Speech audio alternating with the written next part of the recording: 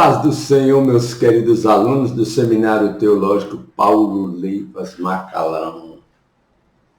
Que prazer estar convosco mais uma vez para a quinta aula dos livros históricos de Josué a Esther.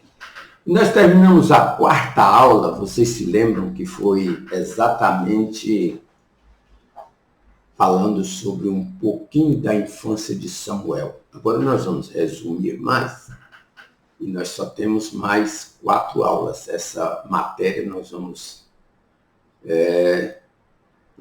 ter 8 aulas à disposição do aluno, dado a quantidade de página e muitos assuntos importantes. Ok? Bom, preste atenção. Quando nós falamos sobre a vida de Samuel, eu quero ler um versículo com vocês no primeiro livro de Samuel, capítulo de número 3. Veja o que está dizendo a palavra de Deus. E por falar em ler a palavra de Deus, ler a Bíblia, na próxima matéria, livro de Atos, nós já vamos ter os versículos escritos para você ler comigo, ok? Está melhorando, já clareamos mais a sala, melhoramos a luz e vamos aperfeiçoando, graças a Deus. A sua paciência, a sua calma, a sua serenidade, e aí nós vamos alcançando. Bom, diz assim, primeiro livro de Samuel, capítulo 3, versículo 1. O jovem Samuel servia ao Senhor perante Eli. Olha só, naqueles dias a palavra do Senhor era muito rara. As visões não eram frequentes. Eram esporádicas, temporárias. Mas vamos pensar rapidinho aqui, fazer uma reflexão sobre por que a palavra de Deus era rara. Você sabia que a questão de sumo sacerdote, ela seguia uma hierarquia, uma dinastia familiar? Familiar. Hereditário, né? Eleazar, ele herdou por direito primogenital assumir a estola sumo sacerdotal, a indumentária sumo sacerdotal do pai Arão. Mas Eleazar tinha mais um irmão, com exceção aqueles outros 2 que morreram porque entraram lá no Santo do Santo. Parece que eles estavam embriagados. Tudo leva a crer. Bom, mas vamos rapidinho. Olha, então, depois de Eleazar, era Itamar. E os filhos, os descendentes de Eleazar, que até aqui não eram tantos, eles não foram bem como sumo sacerdote. O que é que eu estou querendo dizer para você? Que o primogênito de Eleazar herdou do pai o ofício sumo sacerdotal. O primogênito do filho de Eleazar e assim sucessivamente. Mas não fizeram não exerceram segundo os predicados, as ordenanças de Deus. Ok? Então, o que acontece? Vem a segunda dinastia da própria família. Eli, segundo estudiosos, até mesmo Champlin, diz que ele era da descendência de Itamar. Ok? Então, pronto. Aí vendo o que é, por que a mudança, vendo por que a mudança. Eli foi um ótimo juiz, temente a Deus, obediente, mas aí vem o mesmo problema da dinastia de Eleazar. Sabe o que acontece? Os filhos não andam bem. E esse negócio era complicado, porque a Bíblia vai dizer que até os filhos do profeta Samuel não foram colocados como juízes em alguns lugares de Israel, locais de Israel, mas não exerceram com dignidade o ofício de juiz. E isso trouxe mal à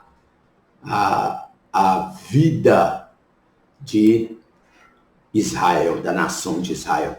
Do mesmo jeito, os sacerdotes, o sumo sacerdote, e não podemos duvidar de que os sacerdotes também não estavam indo bem. Agora nós vamos entender que Deus faz essa mudança. Mas os filhos de Eli também foram profanos, arbitraristas, agressivos. Tomava o alimento que eles queriam, que eles selecionavam, a carne que eles queriam, fora do padrão de alimentação, mas para satisfazer o egoísmo, a ganice deles. Aí tinham que ceder isso para eles. Bom, o que culmina nisso aí? A morte dos filhos de Eli. Um deles casado, a esposa estava grávida. Quando recebeu a notícia, foram ter um confronto com os filisteus. Se deram mal, os filisteus venceu, carregou a arca e ficaram tudo desnorteado. A esposa de um dos filhos de Eli fica sabendo da notícia, estava grávida, prestes a dar à luz, sofre as dores de parto. Parece que, pelo que a gente entende pelo assunto do texto, a trilha do texto, que fora antes da hora, antes das semanas, o total de semanas de gravidez, meses, semanas, né? Conta mais por semanas. E aí ela se contorce com as dores de parto e a parteira diz: não, vai dar à luz ao filho. E conseguiu tirar o filho com vida, mas ela veio a óbito. E como que foi o nome do menino? Icabod, que significa foi-se a glória de Israel, porque tinham tomado a arca. E aí vem esse confronto de Israel com os filisteus por um bom período. E com isso também, com a morte do filho de Eli e da mulher, da nora, ao saber que a arca foi tomada, ele já com aproximadamente 90 anos de idade, sentado numa cadeira, aguardando uma notícia, quando ele sabe que a arca foi tomada. Ele era temente a Deus. Veja que a questão dele, o susto dele, o pânico dele, veio quando teve a notícia de que a arca tinha sido tomada. Caiu, quebrou o pescoço e morreu também. Coisa tremenda. Filho, nora e sogro, sumo sacerdote ali. Agora, quem que assume essa parte, até mesmo sacerdotal, porque Samuel exercia 3 ofícios. Ele exercia o ofício sacerdotal, ele exercia, agora ele vai exercer com toda a dinâmica, ele era profeta e era juiz também. Uma totalidade de comando na nação de Israel. Bom, mas o que acontece? Nos capítulos seguintes, no capítulo 5, por exemplo, nós vamos ver a questão de Dagon. Dagon e a arca, porque os filisteus tomaram a arca e levaram ela lá para o templo deles, chamado Templo de Dagon. E aquela imagem lá de um lado, a arca do outro. E Deus providencia o meio lá. E aquela imagem, acho que ele deu só a descidinha lá no propiciatório da arca, deu uma brilhada lá. A glória deles começou a manifestar. Aquela estátua do Dagon cai, quebra a cabeça, quebra o braço. Veja só. Interessante, né? A glória de Deus não é dada a ninguém. Não é dada a homem, não é dada, por mais que o homem tenha os seus ofícios supergraduados na nação, no mundo, mas a glória de Deus não é dada a ele. E muito menos às imagens que são exatamente a cópia de algo imaginário, de algo lendário, de algo criado pelo próprio homem para tirar a adoração a Deus. E aí vem essa questão.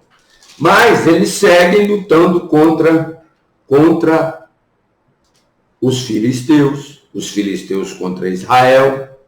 A arca está na mão dos filisteus, dá um problema lá, começa a gerar doença neles. O sumo sacerdote deles fala: olha, vocês vão ter que fazer uma oferenda para o Deus de Israel. Embora Deus não aceitava umas oferendas imundas daquela, era de ratos, de coisas oferecidas como símbolos para se livrarem. Mas Deus não aceita. Mas o que vamos ver agora é que a arca é devolvida. A arca é devolvida. E os filisteus fazem uma festa tremenda. No capítulo 8, os israelitas, a nação de Israel, pede um rei. Nós queremos um rei, assim como as outras nações têm. Nós precisamos, nós estamos circulados de nações, todas elas têm um rei. Samuel consulta Deus. Deus fala a Samuel. Samuel ficou triste, ficou condoído daquela situação, mas Deus disse: Samuel, fica tranquilo. Eles não estão rejeitando, não é você. Eles estão rejeitando, não é a sua direção, eles estão rejeitando a minha direção. O próprio Deus dizendo para ele. E segue. Deus aponta para Samuel e fala assim: olha, eu tenho uma família de Benjamim, uma família, o seu patriarca é Quis, e tem lá um dos seus filhos, eu vou colocá-lo como, vou dá-lo de presente para Israel. Na verdade, era um presente para Israel, de Deus. Como que é que fala isso aí? Você entende isso aí? Chama vontade permissiva de Deus. Não era a diretiva. A diretiva está lá no livro de Samuel, capítulo 13. Eu já busquei um segundo homem, segundo o meu coração. Era isso. O tempo era o tempo do capítulo 13. Posteriormente, Nós é que estragamos muitas vezes, com os nossos desejos ardentes, nós conquistamos alguma coisa que se torna provisório, porque não é a vontade diretiva de Deus. A vontade diretiva, ou tem alguns estudiosos que falam de a vontade própria de Deus. Bom, nós vamos lá. Então, agora nós vamos ver que Samuel cede e busca esse homem. E é lindo, né? A história. Deus falou assim, ele vai em alguns lugares. Primeiro vem uma questão, capítulo 9, vem a questão de Saul. Saul, ele vai buscar as jumentas do papai. Elas somem. Deus faz com que elas desapareçam. Ele vai procurar, e vai dias, vai tempo. E o pai que já estava preocupado com o filho, que tinha ido com um moço, com um ajudante, auxiliar ou auxiliares, pelo menos até o que a gente entende, auxiliar. Foram. Bom, onde eles foram parar? Olha só. Capítulo 10 já vai falar da unção de Saul. Porque primeiro passa por um crivo. Vejam só. O Samuel, o profeta Samuel, ele diz aqui no capítulo 9, que até aqui é Samuel que escreve, até o capítulo 24 é Samuel que escreve, porque no capítulo 25 já é a morte de Samuel. A partir de então, provavelmente Natã e Gade, ou Natã ou Gade, que deu continuidade aos escritos de Samuel. Bom, mas olha só o que diz aqui. O capítulo 9, versículo 8. O moço tornou a responder a Saul e disse: eis que tenho ainda em mãos um quarto de ciclo de prata, o qual darei ao homem de Deus. Que era o homem de Deus, aqui está se referindo a Samuel. Para que nos mostre o caminho. Estavam precisando de uma orientação. E foram procurar exatamente Samuel. E eles, então, quando chegam na cidade, tem as informações, Samuel iria estar ali. Samuel andava muito, ele se desgastava. Eu não entendo por que Israel estava com essa fome tão grande de ter um rei. E esse egoísmo tem visitado todo o sistema eclesiástico até os nossos dias. Não na sua totalidade. Tem homens muito prudentes, e eu conheço vários. Mas tem muitos que têm cedido a esse egocentrismo. Bom, veja o versículo 21 do capítulo 9. Então respondeu Saul e disse: porventura não sou benjamita, porque aqui do capítulo 9, o versículo 8 que eu li, até o versículo 21, vem já Samuel encontra com Saul, Saul encontra com Samuel, e Samuel chama ele no sigilo e comunica a ele: olha, você vai ser rei de Israel. Aí aqui no versículo 21 é que ele vai responder. Então respondeu Saul e disse: porventura não sou benjamita, da menor das tribos de Israel, e a minha família é a menor de todas as famílias da tribo de Benjamim? Porque, pois, me falas com tais palavras. Humilde, né? Mas era isto. Saul foi um homem humilde, trabalhador, obediente aos pais. Só depois é que ele veio a perverter. Quando ele colocou todas as indumentárias de rei, aí negócio subiu para a cabeça, tá? Aí foi sério. Bom, mas no capítulo 10, Samuel unge Saul, e aqui agora, no capítulo 10, com a posse de Saul ao reino de Israel, Saul tinha aproximadamente 35 anos de idade, quando assume o governo de Israel como rei, e ele vai indo bem, a princípio. Mas também existe uma coisa terrível. Quem forma o sistema não é o líder, é os que o cercam, é que formam o sistema. O líder está lá na oração, muitas vezes, em regra geral, em oração, buscando a Deus, clamando ao Senhor,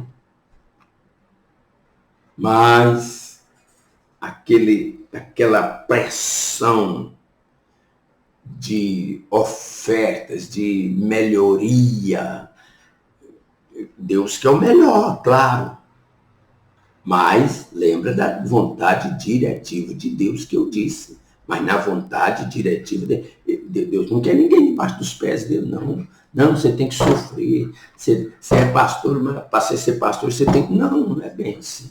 Deus tem o melhor para todos nós. Tem para você que não é pastor, que segue, e tem também para os pastores. Ok? Deus abençoe. Aqui nós encerramos esta quinta aula.